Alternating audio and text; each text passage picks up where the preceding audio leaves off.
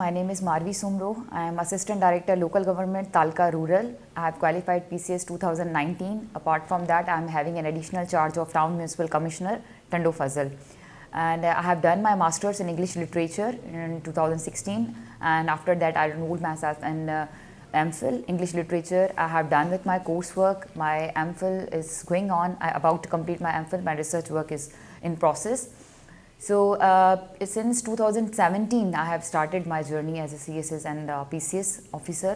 शुरू से एक मेरी जो है वो एम था कि मुझे जो है एक कमीशन ऑफिसर ही बनना है। आपका माइंडसेट होता है, किसी को डॉक्टर बनना होता है, किसी को इंजीनियर बनना होता है, तो आपने पहले ही एक प्री प्लानिंग करियर काउंसलिंग जो है वो मेरी पहले हो चुकी थी। My father wanted me to become a CSS officer, तो मैंने अपना माइंड यही सेट किया था कि मुझे जो है वो कमीशन ही करनी है। तो इस वजह से मैंने अपनी तैयारी भी उसी तरह स्टार्ट की।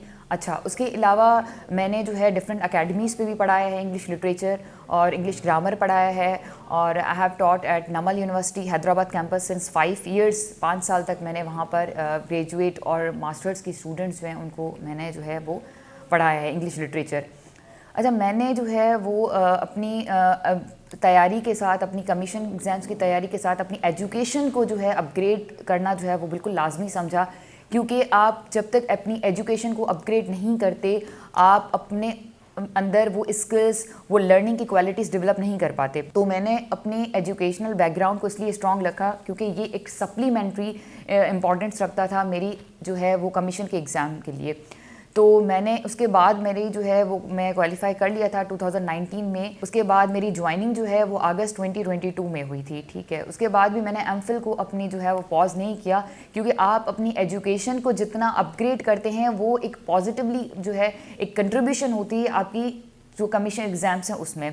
Most of the time students ये करते हैं कि वो BSc करके जो है वो अप्लाई कर लेते हैं कमीशन एग्ज़ाम में, ठीक है। वो कहते हैं बस 2 साल की BSc हो जाएगी प्राइवेट साइड और फिर हम कमीशन के एग्ज़ाम के लिए हमें तैयारी के लिए टाइम मिल जाएगा।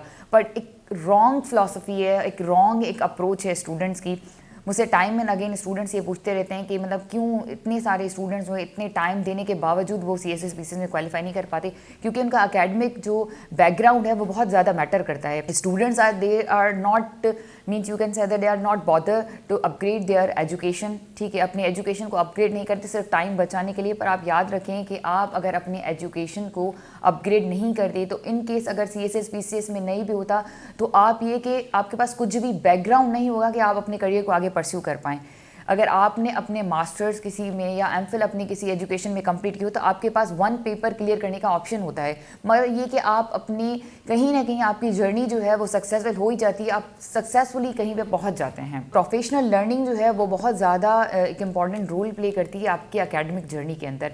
आप जितनी ज़्यादा आपकी एजुकेशन होती है, आप अपनी एजुकेशन को जिस तरह अपग्रेड करते हैं, you are suppose to learn so many things from that. आप पढ़ा रहे होते हैं तो भी आप कुछ ना कुछ लर्न कर रहे होते हैं। मैंने डिफरेंट 5 साल तक जो है डिफरेंट अकेडमीज़ पे और यूनिवर्सिटी लेवल पर पढ़ाया है, तो मैं स्टूडेंट्स की मेंटलिटी को बहुत ज़्यादा अच्छे से समझ सकती हूँ। और यही वजह है कि इस वक्त करंटली जो है मैं कॉमिक्स अकेडमी पे पढ़ा रही हूँ CSS PCS की स्टूडेंट्स को, और अल्हम्दुलिल्लाह स्टूडेंट्स जो है उनको बहुत कॉम्प्रीहेंसिवली जो है वो मैं डील कर पा रही हूँ। उसकी वजह ये होती है डिलीवरेंस की कि स्टूडेंट्स के साथ मेरा कोऑर्डिनेशन बहुत अच्छा रहा है इतने सालों से। तो आप ये समझें कि आप अगर CSS या PCS की तैयारी शुरू करते हैं तो आपका एजुकेशनल बैकग्राउंड जो है वो स्ट्रॉन्ग होना चाहिए। देखें अकेडमीज़ किस तरह, इसका मैं एक एनालॉजी से आपको ये चीज़ समझाना चाहूँगी। फॉर एग्जांपल मैं आपसे कहती हूँ कि आपने RT रेस्टोरेंट जाना है, ठीक है, पर मैं आपको कोई डायरेक्शन भी नहीं बता रही, मैं आपको रास्ता भी आपको नहीं पता, ठीक है, और आप अपने घर से निकलते हैं और you are going to somewhere the position that I have told you.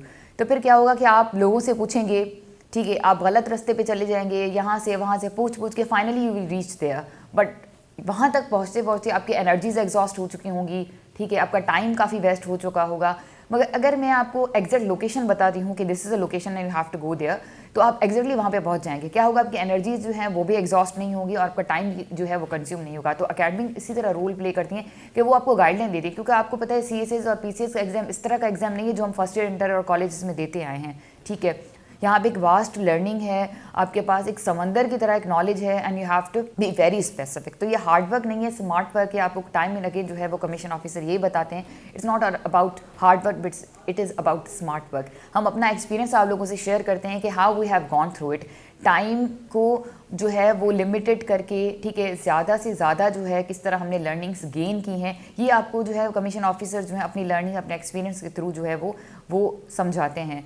तो मैं ये बिलीव करती हूँ कि अकेडमीज़ भी आपको स्मार्टली स्टडी करने का तरीका बताती है, क्योंकि जो नए स्टूडेंट्स होते हैं वो ऐसा समझें कि बहुत ज़्यादा नॉलेज होने की वजह से, बहुत ज़्यादा मटेरियल होने की वजह से बैफल्ड हो जाते हैं, ठीक है, परप्लेक्स्ड हो जाते हैं कि from where they have to start, because they have to start from the scratches, they are quite unknown from which things we are suppose to go through and which we have to avoid.